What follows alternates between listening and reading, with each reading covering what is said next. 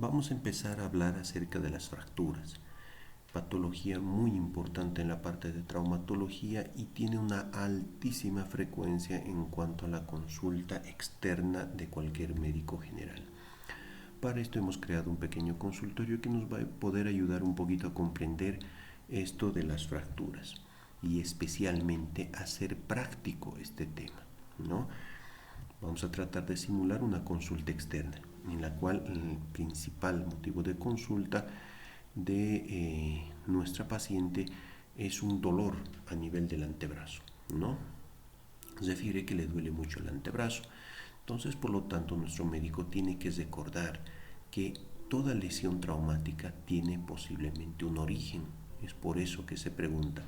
Mejor le pregunto el origen de su dolor, podría ser una fractura como tal, ¿no? Entonces ya tenemos un dato relevante, identificar el origen del dolor. Y para identificar el origen del dolor necesitamos recordar cómo se clasifican las fracturas según su origen. Las fracturas según su origen se clasifican en traumáticas, donde el agente causal es un traumatismo reciente de mediana o alta energía, como en este caso, que como ejemplos podemos decir un accidente de tránsito, caída de una bicicleta, una herida por arma de fuego. Cualquiera de estos factores puede generar una fractura de origen traumático. Pero no es el único, también tenemos un origen por estrés, donde el agente causal son fuerzas repetitivas, son microtraumatismos a repetición que van provocando lesiones, especialmente en deportistas o en militares que tienen actividad repetitiva de esfuerzo. Eso puede provocar estos microtraumatismos en ciertos sectores de la anatomía humana que empiezan a provocar lesiones traumáticas que a un principio son difíciles de identificar, pero con estudios de centellografía ósea, gammagrafía ósea, son mucho más visibles, ¿no? El tercer tipo de fracturas de origen son las patológicas, donde existe un tejido óseo previamente debilitado, donde la resistencia del tejido óseo se ha visto alterada y por lo tanto cualquier agresión de baja energía pueda provocar una lesión en el tejido óseo. ¿A qué patologías nos podemos referir? Especialmente a los tumores óseos y a la osteoporosis, los dos principales representantes de este tipo de lesiones patológicas. No se olviden que en el caso de una fractura patológica, el paciente no necesariamente se tiene que caer. Solamente con el hecho de hacer una actividad cotidiana, como por ejemplo levantarse de la cama, levantarse del sillón o levantarse del suelo frente a un hueso debilitado, esta acción puede provocar una fractura. Entonces, por eso es muy importante identificar el origen de esta lesión. Sigamos con nuestro paciente. La siguiente pregunta que les realiza es ¿cómo se produjo la lesión? Y les responde, hace 2 días tras una caída de su propia altura y un golpe directo sobre la acera. Otro dato relevante, identificar la forma de producción de la lesión. Y por lo tanto tenemos que recordar cuál es la forma de producción de las diferentes fracturas. Tenemos la clasificación según su forma de producción. Pueden ser directos en aquellos donde la agresión, por ejemplo en este caso, la agresión o la lesión se encuentra en el mismo lugar donde se produjo la fuerza que ha generado esta lesión. Notan como aquí en la parte del tercio distal de la pierna hay un aumento de la flexión hacia lateral ejercida por otro mecanismo, otra fuerza que genere, y por lo tanto la lesión se generará al mismo nivel. Este es un tipo directo. Pero también puede haber un tipo indirecto, donde son aquellas donde la agresión o lesión se produce a una distancia lejana a la fuerza productora. Por ejemplo, en este caso, nuestro paciente ha sufrido una caída. La fuerza que se esté ejerciendo por el peso o por la superficie estática no ha presentado ninguna lesión, pero sí se ha generado a nivel de la parte media del antebrazo, ¿no ve? Ese es un mecanismo indirecto de generación de una fractura. Sigamos con nuestro interrogatorio. Le pregunta el médico cómo fue el mecanismo de su lesión, cómo se produjo la lesión en sí y pide detalles en cuanto al mecanismo de cómo se produjo esta lesión. Entonces la paciente le contesta, pues me resbalé y con mi antebrazo golpeé sobre el borde de la acera con todo el peso de mi cuerpo. Por lo tanto, estamos investigando, identificando el mecanismo de la lesión y por lo tanto tenemos que recordar la importancia de este mecanismo. Las clasificación de las fracturas de acuerdo a su mecanismo pueden ser estas 5 alternativas. Pueden ser por cizallamiento, como en este caso, donde el hueso es sometida a una fuerza directa paralela pero en sentido opuesto. Hay una fuerza de este lado, hay otra fuerza de este otro lado, son paralelas pero están en sentido opuesto. Pueden generar este tipo de fracturas. Tenemos el mecanismo por tracción. Se produce por el resultado de la acción de dos fuerzas en el mismo eje, en la misma dirección, pero en sentido opuesto. En este caso tenemos el maleolo medial, donde todo lo que es el ligamento deltoideo tracciona a este nivel y todo lo que es el peso del cuerpo tracciona hacia el lado contrario y por lo tanto se genera una fractura por tracción o de tipo avulsiva también, ¿no? Tenemos el tercer mecanismo, que es mecanismo por compresión. En este caso, las fuerzas contrarias que actúan sobre el eje del mismo hueso, muy frecuente en la columna. Por lo tanto, se representa a través de la imagen de una vértebra. Notan como ambas fuerzas están en el mismo eje, pero van en la misma dirección. ¿No ve? Ya no van en direcciones contrarias, sino en la misma dirección, de tal manera que ejerce un mecanismo de aplastamiento o de compresión, ¿verdad? El cuarto mecanismo es por flexión, donde la fuerza actúa en dirección perpendicular al eje mayor del hueso en uno de sus extremos, mientras el otro se encuentra fijo. Es el típico mecanismo donde al jugar, por ejemplo, un evento deportivo, el que maneja la pelota pisa fuertemente y el contrincante inmediatamente ejerce un mecanismo de flexión sobre la parte media de la tibia y por lo tanto provoca una fractura como es en este caso.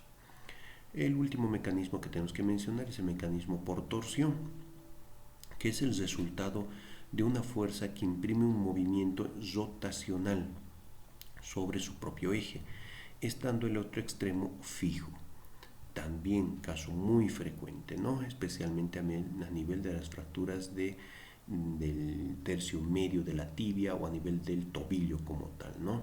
No se olviden que la principal motivo de consulta de las pacientes que sufren fractura de tobillo son especialmente caídas con mecanismos rotacionales y estos mecanismos rotacionales nos pueden generar las típicas fracturas espiroideas o por torsión. Sigamos con nuestro interrogatorio. Es importante preguntar, ¿esta caída provocó alguna herida? Y inmediatamente si la paciente dice sí, tengo un sangrado, parece una herida pequeña, es necesario que realicemos la inspección y el examen físico como tal, ¿no? Por lo tanto, nuestro otro dato, identificar lesiones de partes blandas. En ese momento tenemos que recordar cómo son las fracturas y tenemos dos tipos de fracturas, las fracturas cerradas y las fracturas abiertas. Las fracturas cerradas, ¿cómo se comportan con la piel o las partes blandas? Para esto tenemos la clasificación de Techerneux, la cual clasifica en 3 grados, desde 0, 1, 2 y 3, donde 0 hay donde se ha producido por una lesión, una fractura, por un mecanismo indirecto y hay mínima lesión de partes blandas, ¿no? En el grado 1, la fractura es una fractura cerrada producida por un mecanismo de baja o moderada energía con abrasiones superficiales y contusión de partes blandas sobre la fractura, y hay un poco más de agresión. En el grado 2, la fractura es cerrada con importante contusión muscular, con abrasiones en su mecanismo es moderado de alta energía y lesión esquelética, alto riesgo de síndrome compartimental. Esto generalmente ya por mecanismos de aplastamiento, ¿verdad? Y el grado 3, que es un extenso aplastamiento de partes blandas con avulsión subcutánea y lesiones arteriales y un síndrome compartimental ya establecido. Si se dan cuenta, la gravedad va ascendiendo a medida que vamos también bajando en nuestra clasificación. Pero no solamente es eso, también tenemos que se puede exponer el tejido óseo y para eso se ha generado la clasificación de las fracturas expuestas, la clasificación de Gustilo-Anderson. ¿Cómo se define una fractura expuesta? Es toda solución de continuidad que tiene comunicación con el medio ambiente. Es importante recordar un mnemotécnico para, obviamente, identificar cada una de las variables para que logremos identificar el grado exacto de Gustilo-Anderson. Nuestro mnemotécnico se ha generado como COTEL familiar o COTEL FM, como ustedes quieran. CO, que significa contaminación. La contaminación puede ser nula o leve, puede ser moderada o puede ser severa. La T, de tamaño de la herida, que puede ser menos de 1 centímetro, menos de 3 centímetros y más de 10 centímetros. E, de exposición del tejido óseo. Puede ser de adentro hacia afuera, puede ser de afuera hacia adentro, ¿no? Puede ser de adentro hacia afuera, una espícula ósea que logre cortar las partes blandas y logre exponer a la superficie cutánea, o puede ser cualquier elemento punzocortante que atraviese la piel y llegue a fracturar el tejido óseo. Eso se refiere de afuera hacia adentro. Lesión de partes blandas, especialmente relacionadas con el mecanismo de aplastamiento. Puede haber un mínimo grado de aplastamiento, un moderado o un severo grado de aplastamiento. La F, que se relaciona con el tipo de fractura, la cual puede ser transversa, oblicua, espiroidea y diferentes variedades, ¿no? Y la M, que significa el mecanismo productor, relacionado con un mecanismo productor de baja energía, de mediana energía o de alta energía. Una vez que conocemos estas variables, podemos aplicar ya la clasificación de Gustilo-Anderson, la cual se divide en tres, el tipo 1, tipo 2 y tipo 3, y este tipo 3 a su vez se divide en tipo A, B y C, ¿no ve? Entonces aplicamos nuestro mnemotécnico. En el tipo 1 la contaminación es leve, el tamaño de la herida es menos de 1 centímetro, la exposición ósea es siempre de adentro hacia afuera, hay lesión de partes blandas mínima, hay un tipo de fractura que generalmente es transversa o oblicua corta y el mecanismo es de baja energía, ¿no? En el tipo 2 tenemos la contaminación ya es moderada, el tamaño de la herida es menor de 3 centímetros, la exposición ósea puede ser de adentro a afuera o de afuera hacia adentro, es intermedio. La lesión de partes blandas es ya moderado, un moderado grado de aplastamiento. Las fracturas ya tienen un poco más de complejidad, son oblicuas, largas o espiroideas y el mecanismo es de mediana energía. En el tipo 3, todo lo peor. Tenemos una contaminación severa, un tamaño de la herida más de 10 centímetros, una exposición ósea siempre de afuera hacia adentro, una noxa que logra romper las partes blandas y llegar a fracturar, una lesión de partes blandas severo con un grado alto de aplastamiento o pérdidas cutáneas posiblemente. El tipo de fractura generalmente es por tercer fragmento, multifragmentarias o conminutas, y el mecanismo es de alta energía, armas de fuego, accidentes de tránsito, cosas muy complejas. Este tipo 3 a su vez se había dividido en A, B y C. El tipo A, cuando durante la cirugía nosotros podemos cesar de forma primaria la herida, o sea, nos alcanza el tejido cutáneo para poder cesar la herida. En el tipo B, donde por más de que nosotros queramos no podemos cesar de forma primaria la herida, por lo tanto necesitamos muchas veces o esperar o realizar colgajos o injertos, o sea, una nueva intervención para poder cesar solamente la herida. Y en el tipo C, donde es la más complicada, donde ya existe lesión vascular o neurológica.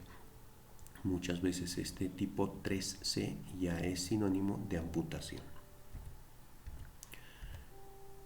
Ahora, una vez que hemos pasado la parte del interrogatorio y la parte del examen físico, necesitamos revisar la radiografía y ver el tipo de trazo de fractura. Por lo tanto, vamos a nuestra placa radiográfica y podemos identificar la clasificación según el tipo de trazo. Según el tipo de trazo puede ser incompleta, donde la línea de la fractura no abarca todo el espesor del tejido óseo, y sus representantes son las fracturas fisurarias, como en este caso, rompen una de las corticales pero no llegan hasta la otra cortical. en tallo verde, donde una de las corticales está completamente fracturada y la otra cortical mantiene todavía su continuidad. Esto especialmente en edad pediátrica. La fractura en rodete, o en torus, o en paquete de mantequilla son aquellas fracturas donde el periósteo resiste las fuerzas deformantes y obviamente genera este aumento de volumen que es sinónimo de fractura en hueso inmaduro.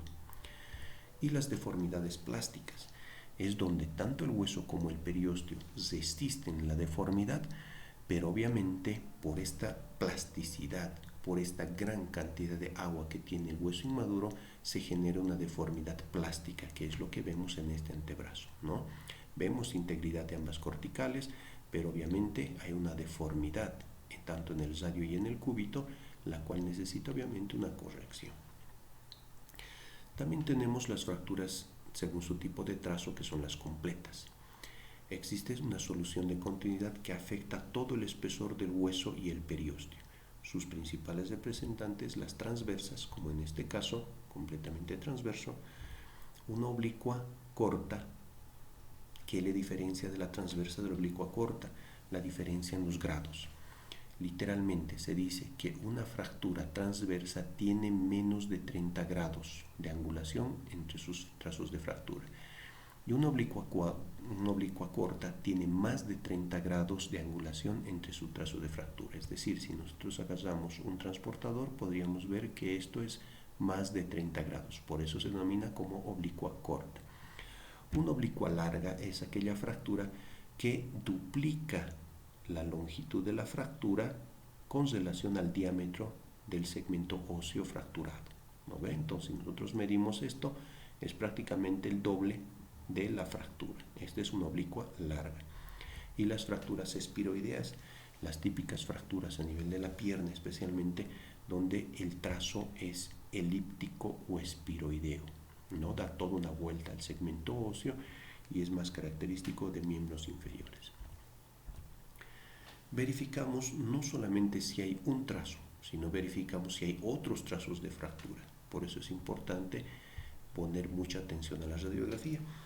Podemos tener la clasificación según el número de trazos. Puede ser monofocal, la que nosotros ya conocemos, donde hay solamente un foco de fractura, pero también puede haber las bifocales, donde en un solo segmento óseo hay dos focos de fractura, y las simultáneas, donde especialmente en tibia, peroné, en radio y en cúbito son las fracturas simultáneas, donde hay un trazo de fractura al mismo nivel, pero en dos huesos que se encuentran en un segmento de la anatomía humana, ¿no ve? Antebrazo especialmente, y lo que es la pierna, donde tenemos el peroné y la tibia, o el radio y el cúbito a nivel del antebrazo. Verificamos si hay más fragmentos a nivel de nuestro foco de fractura. Esto es muy importante porque a partir de esto podemos clasificar según el número de fragmentos. Si tenemos 3 fragmentos, ya se denomina también como en ala de mariposa, haciendo referencia a la forma de la alita de la mariposa, ¿verdad? 3 fragmentos, un fragmento, 2 fragmentos y el tercer fragmento, en este caso en la tibia, ¿no ve? Pero también tenemos las multifragmentarias, donde, si se dan cuenta, tenemos múltiples fragmentos en un solo segmento óseo. En este caso vamos a tomar la tibia, por ejemplo, ¿no? En el peroné vemos una bifocal incluso, ¿no? Tenemos múltiples fragmentos.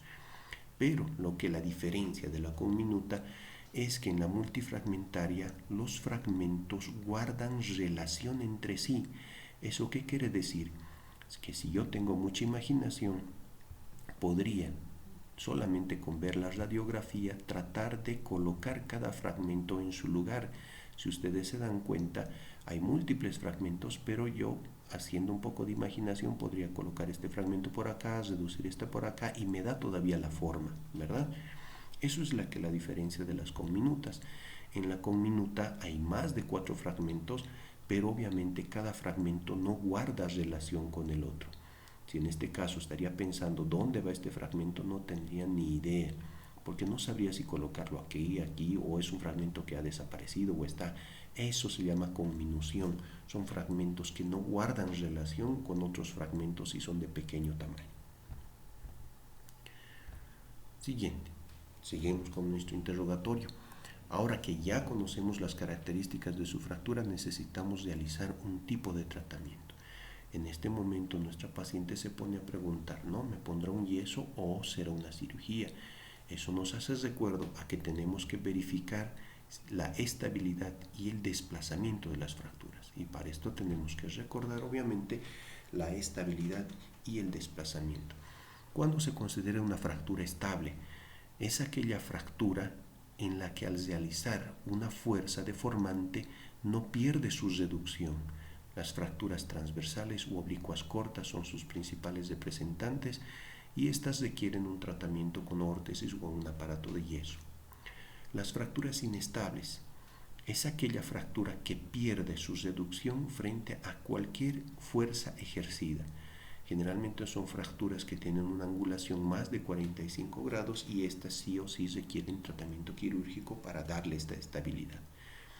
Cuando hablamos de una fractura no desplazada, a nivel de la diáfisis, cuando tenemos una fractura menos de 5 milímetros de desplazamiento con mínimo grado de rotación y angulación. A nivel articular, nuestro porcentaje disminuye, menos de 2 milímetros de desplazamiento y menos del 25% del compromiso de la superficie articular. Generalmente estas fracturas son impactadas y se pueden tratar con una órtesis o un aparato de yeso. Las fracturas desplazadas, por ejemplo, son fracturas ya cabalgadas, superpuestas, diastasadas o separadas, rotadas, que se han obviamente alterado en el eje rotacional, se encuentran demasiado en varo o demasiado en valgo, de tal manera que no son tolerables para la anatomía humana. Por lo tanto, requieren un tratamiento quirúrgico y material de osteosíntesis para darle esa estabilidad y realizar un buen tratamiento, ¿no? Eso es en cuanto a la práctica de fracturas. Es muy importante que ustedes recuerden que el paciente siempre tiene que ser valorado no solamente desde un solo punto de vista radiológico, sino desde todo, es decir, antecedentes. Muy importante el interrogatorio para poder identificar cada uno de los factores que hemos visto. Muy importante es realizar el examen físico minucioso y obviamente ayudarnos de un estudio complementario como es la radiografía para poder llegar a caracterizar mejor la fractura y por lo tanto dar un mejor tratamiento a nuestro paciente. Muchas gracias por su atención.